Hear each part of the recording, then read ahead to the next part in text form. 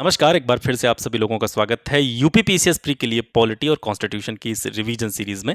Polity पर अब तक हम 27 क्लासेस कर चुके हैं। पिछली क्लास में हमने संघीय विधायिका को पूरी तरीके से कंप्लीट कर लिया है। आज से हम स्टार्ट करने जा रहे हैं राज्य का विधानमंडल। राज्य के विधानमंडल को हम 2 वीडियोज में कवर करेंगे। एक आप देख पा रहे हैं जिसमें हम राज्य विधान परिषद के विषय में बात करने वाले हैं। इससे अगली एक और वीडियो आएगी जिसमें हम राज्य विधानसभा के बारे में बात करेंगे। तो राज्य का जो आपका विधानमंडल वाला यूनिट है ये भी समाप्त हो जाएगा। इसके बाद में सीधे चलेंगे हम कहां पे, जुडिशियरी की तरफ, न्यायपालिका की तरफ। तो चलिए स्टार्ट करते हैं। हमारे देश में जिस तरीके से केंद्र में द्विसदनीय व्यवस्था की स्थापना की गई है उसी तरीके से राज्यों में भी द्विसदनीय व्यवस्था को अपनाया गया है। लेकिन यहां पर जरूरी और ध्यान देने की बात यह है कि सभी राज्यों में 2 सदनों की व्यवस्था नहीं है। कुछ ही राज्य ऐसे हैं जिनमें राज्य का जो उच्च सदन होता है, जिसे हम विधान परिषद के नाम से जानते हैं, उसकी व्यवस्था की गई है। वे राज्य कौन कौन से हैं इसी वीडियो में हम आगे जानेंगे। तो सबसे पहले बात करते हैं राज्य के विधानमंडल के संवैधानिक उपबंध संविधान में कहां पे दिए गए हैं, संवैधानिक प्रोविजन जो है इसके वो कहां पे हैं। तो संविधान के भाग 6 में अनुच्छेद 168 से लेकर के 213 तक राज्य के विधानमंडल से जुड़ी हुई चीजों के विषय में बताया गया है। यहां पर हम पहले समझते हैं राज्य के विधानमंडल का स्ट्रक्चर क्या होता है, संरचना क्या होती है। अगर आपने केंद्रीय विधायिका को समझा है तो आपको राज्य विधायिका को समझने में बिल्कुल भी समस्या नहीं होगी। जैसे आपने देखा था केंद्र में जो हमारी विधायिका होती थी 3 चीजों से मिलकर के बनती थी, राष्ट्रपति, राज्यसभा और लोकसभा। उसी तरीके से राज्य में राष्ट्रपति के स्थान पर आ जाता है राज्यपाल, राज्यसभा के स्थान पर आ जाती है विधान परिषद और लोकसभा के स्थान पर आ जाती है आपकी विधानसभा। जिस तरीके से केंद्र में उच्च सदन होता था राज्यसभा, राज्य में उच्च सदन होता है आपका विधान परिषद। जिस तरीके से केंद्र में निम्न सदन होता था लोकसभा, जिसको हम लोकप्रिय सदन भी कहते थे केंद्र का, उसी तरीके से राज्य का जो लोकप्रिय सदन होता है वो विधानसभा होता है। ये राज्य विधायिका का निम्न सदन माना जाता है। ठीक है, तो यहां से आप इसकी संरचना समझ पाए। राज्यपाल को राष्ट्रपति के द्वारा मनोनीत किया जाता है।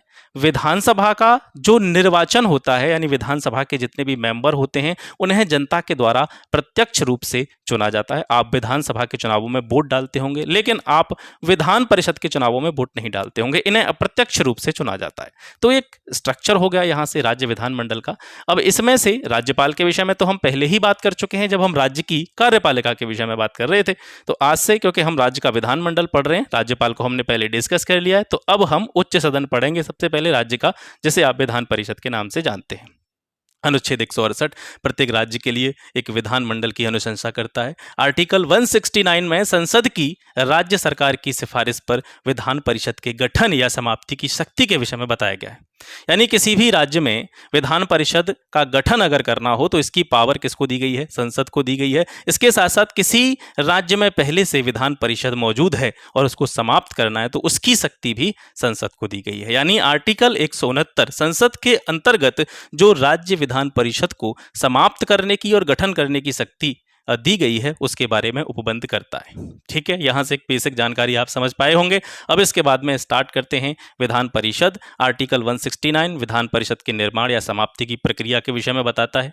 राज्य विधानसभा के 2/3 बहुमत से विधान परिषद के गठन का संकल्प पारित करके संसद के पास भेजा जाता है। यानी अगर किसी राज्य में विधान परिषद स्थापित की जानी है, किसी राज्य में विधान परिषद की स्थापना की जा रही है, तो जो विधानसभा होगी, राज्य का जो निम्न सदन होगा, उसके जितने सदस्य होंगे उसके 2/3 बहुमत से एक संकल्प पारित किया जाएगा और उस संकल्प को पारित करके कहां भेजा जाएगा, संसद के पास भेजा जाएगा। संसद उसे जब अपनी मोहर लगा देगी, उस पर संसद जब अपनी स्वीकृति दे देगी तो उस राज्य में विधान परिषद के गठन की प्रक्रिया को पूर्ण माना जाएगा। ठीक है, संसद इसे साधारण बहुमत से पारित करके विधान परिषद का निर्माण कर सकती है। विशेष बहुमत की इसमें आवश्यकता नहीं होती है। राज्य विधानमंडल का जो उच्च सदन होता है उसे विधान परिषद के नाम से जाना जाता है। ये एक स्थायी सदन है। जिस तरीके से आपने केंद्र स्तर पर देखा था राज्यसभा को उच्च सदन के रूप में जाना जाता है, इसके अलावा राज्यसभा केंद्र का स्थायी सदन है जिसे कभी भी भंग नहीं किया जा सकता, समाप्त नहीं किया जा सकता।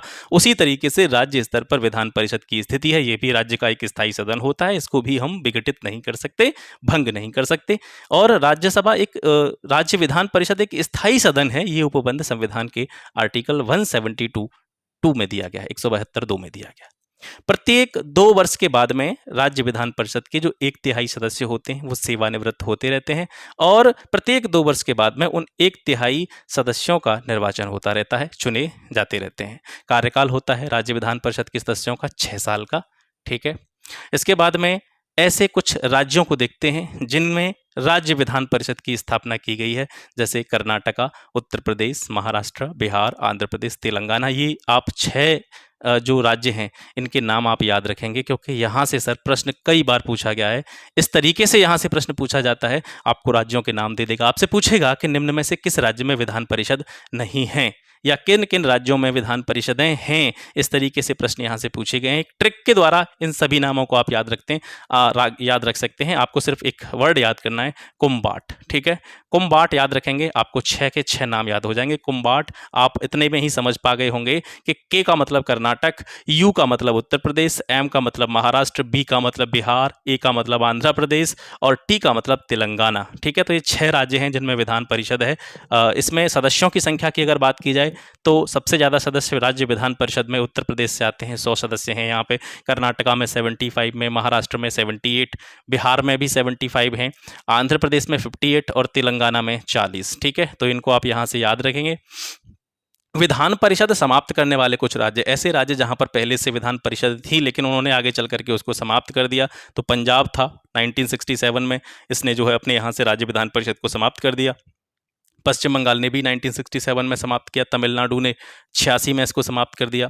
आंध्र प्रदेश के बारे में प्रश्न पूछा गया है। आंध्र प्रदेश से इस तरीके से पूछा जाता है कि आंध्र प्रदेश ने 1985 में अपने राज्य से या अपने यहाँ से जो विधान परिषद थी उसको समाप्त कर दिया था, लेकिन 2007 में ये पुनः अस्तित्व में आ गई, यानी फिर दोबारा से राज्य में जो है राज्य विधान परिषद की संकल्पना को अपना लिया गया। जैसे आप यहाँ पर देख पा रहे होंगे, इसमें आंध्र प्रदेश है ना, तो आंध्र प्रदेश में पहले खत्म कर दिया गया था 1985 में, 2007 से फिर दोबारा से आंध्र प्रदेश में राज्य विधान परिषद जो है वो मौजूद है।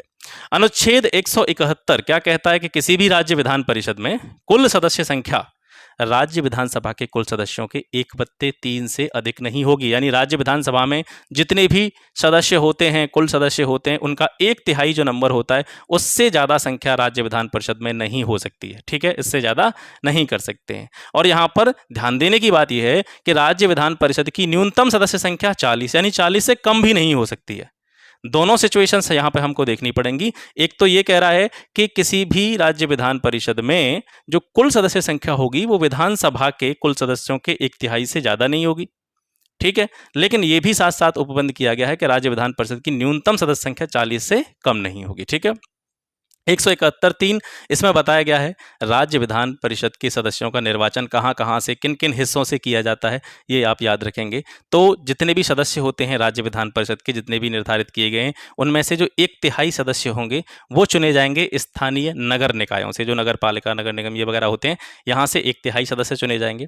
और 1/3 सदस्य चुने जाएंगे विधानसभा के सदस्यों के द्वारा। उसका 1/12वां भाग जो है राज्य विधान परिषद के सदस्यों का, वो पंजीकृत स्नातकों के द्वारा चुना जाएगा। और 1/12 भाग शिक्षकों के द्वारा चुना जाएगा, जो कि माध्यमिक और उच्च शिक्षा से संबंध रखते हैं, जिनको कम से कम 3 वर्ष अपने यहाँ पर अध्यापन कार्य करने का अनुभव होगा, 3 साल का उनको एक्सपीरियंस होगा, और वे माध्यमिक और हायर एजुकेशन से जुड़े हुए ऐसे सरकारी शिक्षकों के द्वारा 1/12वां जो भाग है राज्य विधान परिषद के सदस्यों का वो चुना जाता है। और 6वां भाग जो है वो राज्यपाल द्वारा मनोनीत किया जाता है, राज्यपाल द्वारा उनका मनोनयन होता है। तो इस तरीके से राज्य विधान परिषद के सदस्यों का क्या होता है, निर्वाचन होता है। 173 में अर्हता दी गई है राज्य विधान परिषद का सदस्य बनने के लिए। जो अर्हता जरूरी है, जो योग्यता जरूरी है वो दी गई है। सबसे पहले भारत का नागरिक होना चाहिए। और राज्य विधान परिषद के सदस्यों के नामांकन के लिए जो आयु निर्धारित करी गई है, मिनिमम न्यूनतम, वो 30 वर्ष है। 30 वर्ष की आयु से कम समाप्त कर लेनी चाहिए, ठीक है। सदस्यों को शपथ कौन दिलाता है, राज्यपाल के द्वारा राज्य विधान परिषद के सदस्यों को शपथ दिलाई जाती है। त्यागपत्र जो है ये देते हैं विधान परिषद का जो सभापति होता है उसको, ठीक है। शपथ राज्यपाल के द्वारा, त्यागपत्र विधान परिषद के सभापति को। पदाधिकारियों की बात करते हैं। राज्य विधान परिषद के पदाधिकारी, एक सभापति होता है, एक उपसभापति होता है, और दोनों का ही जो निर्वाचन होता है विधान परिषद के सदस्य अपने में से ही करते हैं बहुमत के आधार पे। कोरम या गणपूर्ति, कोरम गढ़पूर्ति क्या होती है? मैंने आपको पिछली वीडियो में बताया था, किसी भी सदन की कार्यवाही को स्टार्ट करने के लिए जो मिनिमम नंबर ऑफ मेंबर्स होता है वो जो है कोरम या गढ़पूर्ति कहलाता है। राज्य विधानसभा के संदर्भ में यह कुल सदस्य संख्या का 1/4 होता है या 10 सदस्य, जो भी इन दोनों में से अधिक हो। ठीक है, या तो जितनी सदस्य संख्या है राज्य विधान परिषद की उसके 1/4 सदस्य उपस्थित होने चाहिए। अगर ये नहीं देख रहे हैं तो आप 10 सदस्य, मतलब जो भी इनमें से अधिक होगा नंबर, वो जो है कोरम या गढ़पूर्ति माना जाएगा। ठीक है, इसके बाद में बात करते हैं विधान परिषद की शक्तियां और उसके कार्यों के विषय में कि विधान परिषद को कौन कौन सी पावर्स दी गई हैं। जो स्थिति केंद्र में राज्यसभा की है लगभग वही स्थिति राज्य में विधान परिषद की है, मैं आपको पहले ही बता चुका हूं। कोई भी विधेयक या बिल विधानमंडल के दोनों सदनों से पारित होने के बाद ही राज्यपाल की स्वीकृति से क्या बनता है, कानून बनता है। तो आप यहाँ से प्रोसेस समझ रहे हैं, रिलेट करिए। आप केंद्र के स्तर पर जो केंद्र की विधायिका थी उससे राज्य की विधायिका को अगर रिलेट करेंगे तो आपको चीजें याद करने में मुश्किल नहीं होगी, आप आसानी से चीजों को याद कर पाएंगे। तो मैं यहाँ पर एक लाइन जो पहली आपको दिखाई दे रही है कि जो स्थिति केंद्र में राज्यसभा की है वही स्थिति राज्य में विधान परिषद की है। कोई भी जब बिल आता है तो वो दोनों सदनों से पारित होकर के राज्यपाल की स्वीकृति जब उसको मिलेगी तभी वो क्या बनेगा, एक्ट बनेगा।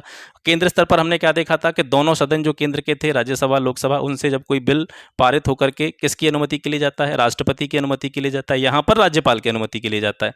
तो रिलेट करते रहे चीजों को। सामान्य विधेयक को किसी भी सदन में पेश किया जा सकता है, लेकिन इस संदर्भ में अंतिम शक्ति जो है वो विधानसभा के पास होती है।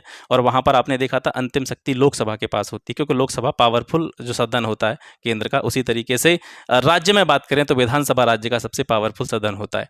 विधानसभा द्वारा पारित विधेयक को पहली बार में विधान परिषद 3 माह तक रोक सकती है, ये उसको पावर दी गई है।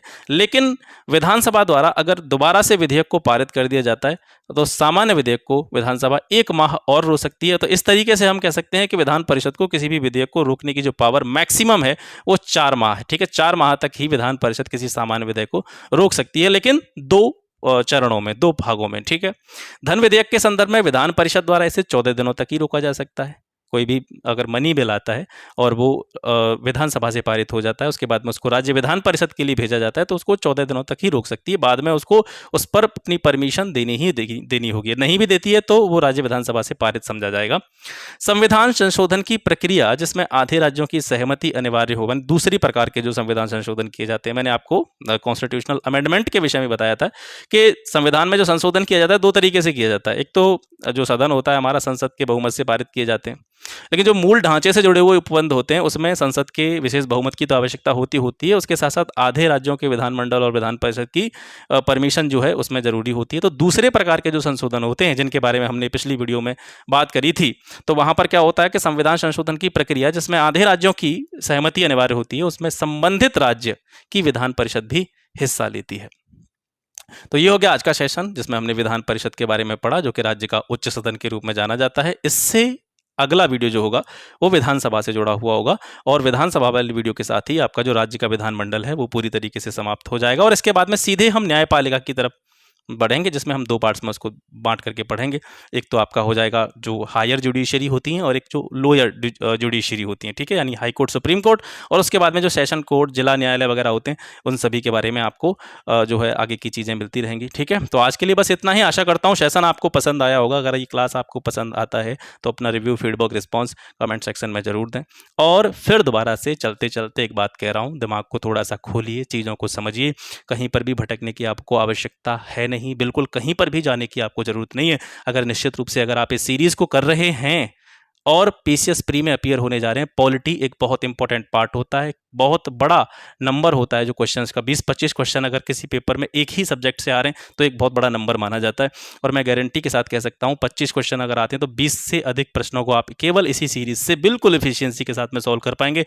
और एक बात याद रखिएगा, पूरे के पूरे क्वेश्चंस कहीं से भी आपको नहीं मिलेंगे, क्योंकि 2 से 3 क्वेश्चन किसी भी सब्जेक्ट के ऐसे होते हैं जो कोई मास्टर आपको नहीं बता सकता। कहीं से भी आप उनको ढूंढ ही नहीं पाएंगे, ये पूछे कहाँ से गए। ठीक है, तो मैक्सिमम जो चीज़ें हो सकती हैं जहां हम बेहतर से बेहतर प्रदर्शन कर सकते हैं उस चीज़ पर फोकस कीजिए। 25 में से मोर देन 20 क्वेश्चन आपको इस सीरीज से मिलेंगे, इस बात की मैं जिम्मेदारी लेता हूँ।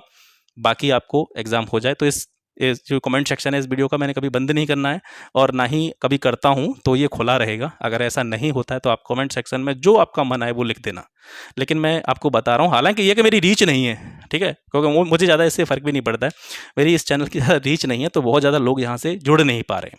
बाकी जितने जुड़ रहे हैं और वो बिल्कुल सही जगह पर हैं, उनको मैं आश्वस्त कर देना चाहता हूँ। बिल्कुल भी अगर दिमाग में कोई फितूर आ रहा हो तो उसको निकाल दीजिएगा। आप जहाँ पे हैं वहाँ पर बने रहिए, चीज़ें जो आपको मिल रही हैं उन्हें करते रहिए, निश्चित रूप से आपको इसका बेनिफिट मिलेगा। ये बात आपको तभी पता चलेगी जब आप एग्जाम हॉल में बैठे होंगे। तो चलिए मिलते हैं आपसे फिर एक नेक्स्ट वीडियो में एक नए टॉपिक के साथ में। तब तक के लिए नमस्कार, जय हिंद।